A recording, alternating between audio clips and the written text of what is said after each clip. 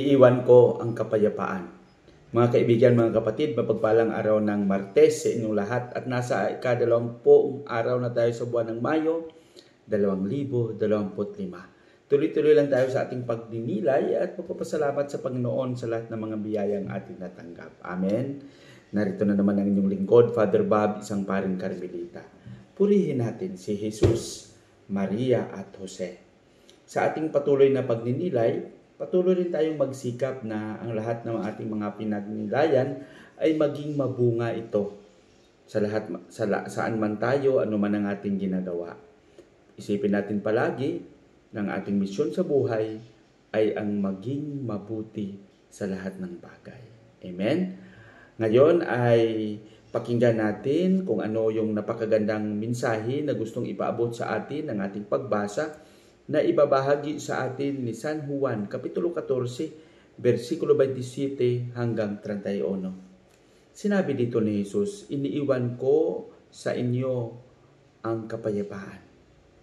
Wala nang ibang hangarin ang ating Panginoong Jesus kundi magkaroon ng kaligayahan, magkaroon ng kapayapaan ang bawat isa.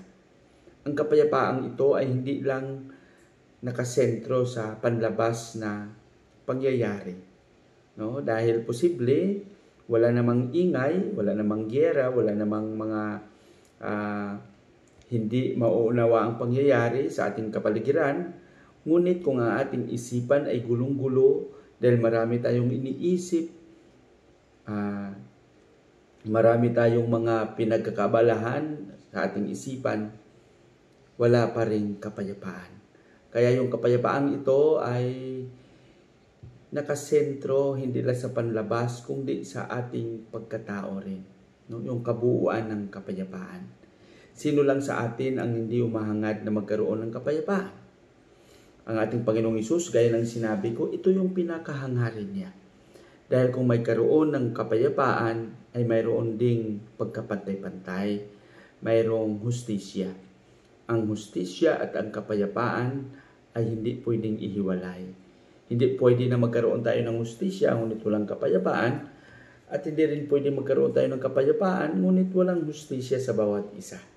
Kaya bilang Kristiyano, bilang binyagan, ito yung palagi nating pagsikapan na sana maging instrumento tayo ng kapayapaan sa ating kapwa, sa bawat isa, ano man ang ating ginagawa.